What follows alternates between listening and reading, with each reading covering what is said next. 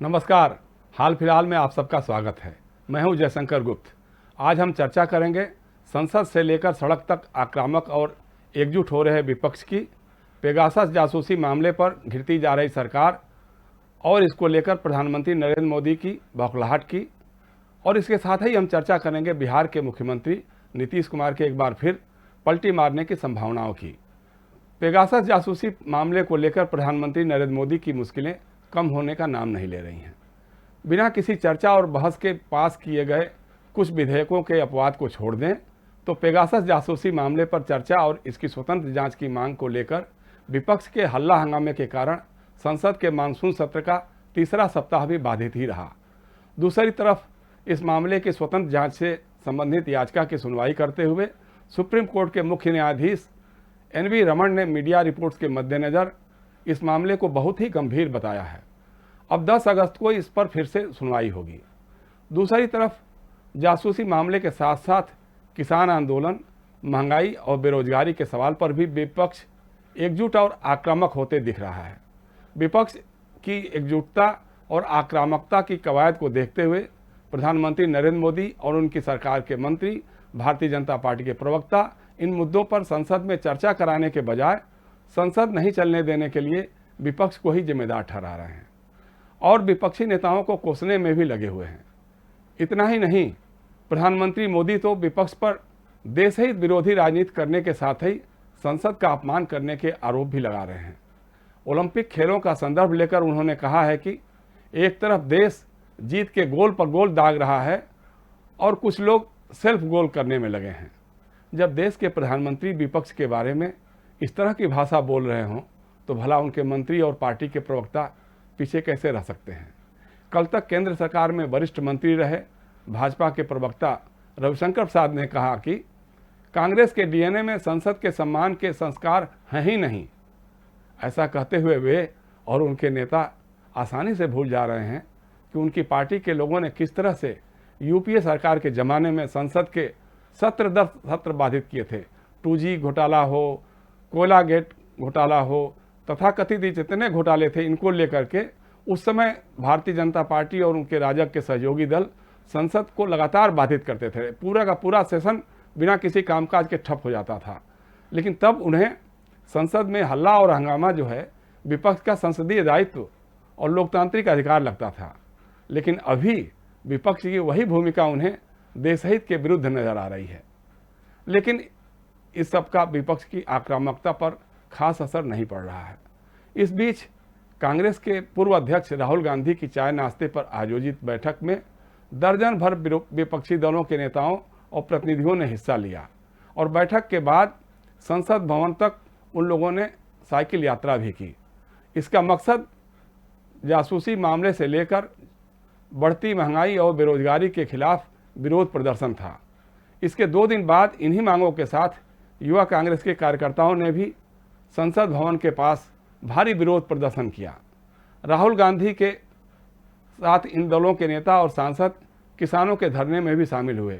वहां इन नेताओं ने किसान आंदोलन के साथ अपनी सहभागिता जताई और उनके समर्थन में साथ खड़े रहने की बातें भी कही। दरअसल एक अरसे तक कमज़ोर और पस्तहाल रहे विपक्षी दलों के लिए बिहार और पश्चिम बंगाल के चुनावी नतीजों ने एक तरह के राजनीतिक ऑक्सीजन का काम किया है। बिहार में बहुत कम अंतर से विपक्ष सरकार बनाने में विफल रहा। वहीं पश्चिम बंगाल में एक बार फिर खुद के बूते विजेता के रूप में उभर कर आई ममता बनर्जी में विपक्ष को एक सीमेंटिंग फोर्स और प्रधानमंत्री मोदी को चुनौती दे सकने वाली एक जुझारू नेता नजर आने लगी हैं। ममता बनर्जी ने खुद भी बंगाल से बाहर निकलकर राष्ट्रीय राजनीति में महत्वपूर्ण भूमिका निभाने के संकेत देने शुरू कर दिए हैं। उन्होंने कहा कि हम अगला चुनाव बनारस से लड़ेंगे। उनके लिए चुनावी रणनीतिकार की भूमिका निभाने वाले प्रशांत किशोर अलग से सक्रिय हैं। उन्होंने शरद पवार से लेकर विपक्ष के कई प्रमुख नेताओं से मिलना जुलना और उनकी नब्ज टटोलना भी शुरू कर दिया है। शरद पवार और ममता बनर्जी ने भी अपनी हाल की दिल्ली यात्राओं में भाजपा को मजबूत चुनौती देने की गरज से विपक्ष की एकजुटता पर बल दिया है। इन दोनों नेताओं ने भी विपक्ष के कई नेताओं के साथ बैठकें की। ममता बनर्जी ने अन्य नेताओं के साथ ही कांग्रेस के पूर्व अध्यक्ष राहुल गांधी और निवर्तमान अध्यक्ष सोनिया गांधी से भी मुलाकात की।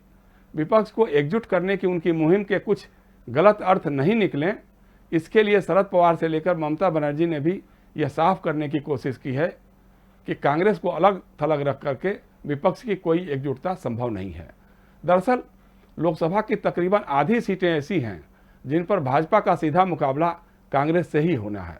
इसको देखते हुए देश में कोई भी विपक्षी मोर्चा बनता है, कोई गठबंधन बनता है, तो कांग्रेस उसकी मुख्य धारा ही रहने वाली है। उसको अलग थलग करके आप कुछ कर नहीं सकते हैं।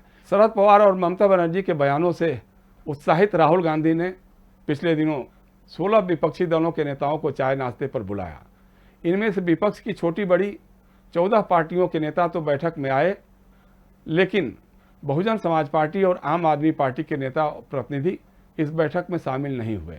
उनके सामने संकट है कि दिल्ली में अगर चुनाव होगा तो कांग्रेस और आप मिलकर लड़ेंगे या अलग अलग लड़ेंगे। यही हालत उत्तर प्रदेश में भी है कि कांग्रेस वहाँ बहुजन समाज पार्टी के साथ जाएगी या समाजवादी पार्टी के साथ जाएगी या अलग लड़ेगी। यह सवाल बसपा के दिमाग में घूम रहा होगा। यह भी एक कारण हो सकता है जिसके चलते ये दोनों दलों के नेता इस बैठक में नहीं आए। इसके साथ ही उड़ीसा और तेलंगाना और आंध्र प्रदेश में भी सत्तारूढ़ बीजू जनता दल, तेलंगाना राष्ट्र समिति और वाईएसआर कांग्रेस ने भी फिलहाल विपक्षी एकजुटता की इस कवायद से दूरी बना रखी है। यही हाल कभी विपक्षी एकता या कहें तीसरे मोर्चे की धुरी रहे तेलुगु देशम पार्टी के नेता चंद्रबाबू नायडू का भी लगता है। चुनावी रणनीतिकार प्रशांत किशोर संकेत दे रहे हैं कि इनमें से कुछ दलों को विपक्ष की संभावित एकजुटता के पाले में लाया जा सकता है। हालांकि प्रशांत किशोर के कांग्रेस में शामिल होकर कोई महत्वपूर्ण दायित्व निभाने की खबरें भी तैरती रहती हैं और अभी तक यह भी साफ नहीं हो सका है कि तमाम नेताओं और दलों के लिए चुनावी रणनीतिकार की भूमिका निभा चुके प्रशांत किशोर इस समय किसके लिए राजनीतिक फील्ड सजाने में लगे हैं। अब सवाल उठता है कि विपक्ष की एकता कुछ मुद्दों को लेकर मोदी और भाजपा विरोध तक ही सीमित होगी या फिर आने वाले चुनावों में भी एक मजबूत चेहरे को सामने रखकर सामूहिक रणनीति तैयार करने की दिशा में ठोस कदम भी बढ़ाएगी। क्या वैकल्पिक नीतियों और कार्यक्रमों पर भी विचार होगा? तकरीबन सभी दल किसान आंदोलन का समर्थन तो कर रहे हैं, लेकिन कृषि कानूनों के भविष्य पर कोई खुलकर बोल नहीं रहा है। इस तरह के कई और सवालों पर भी विपक्ष के नेताओं को मिल बैठकर विचार करना होगा। वैसे 3.25 साल बाद होने वाले लोकसभा चुनाव के मद्देनज़र इस काम के लिए विपक्ष के पास अभी काफ़ी समय है, लेकिन तैयारियां तो अभी से ही करनी होगी। विचार मंथन की प्रक्रिया तो अभी से शुरू करनी होगी।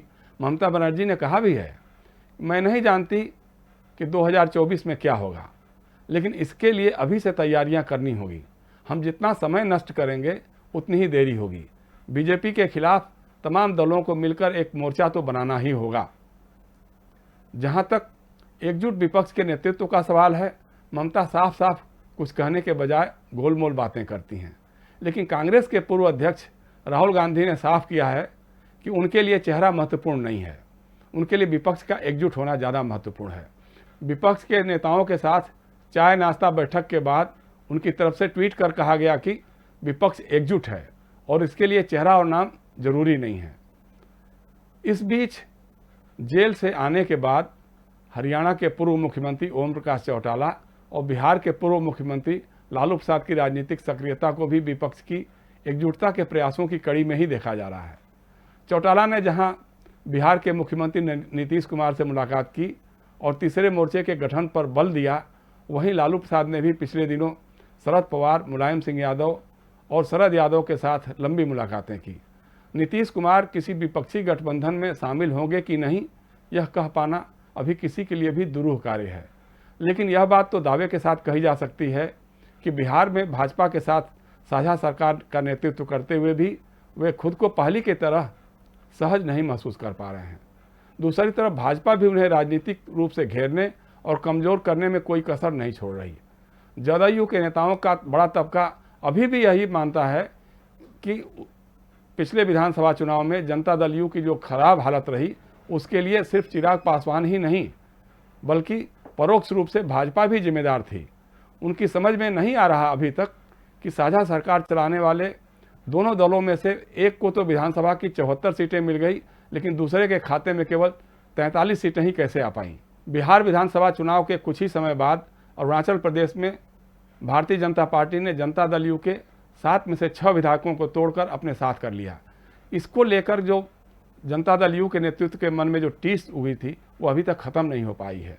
यही नहीं, गाहे बगाहे भारतीय जनता पार्टी अपने राजनीतिक मुद्दों को भी बिहार में उछालने और थोपने की कवायद में लगी रहती है।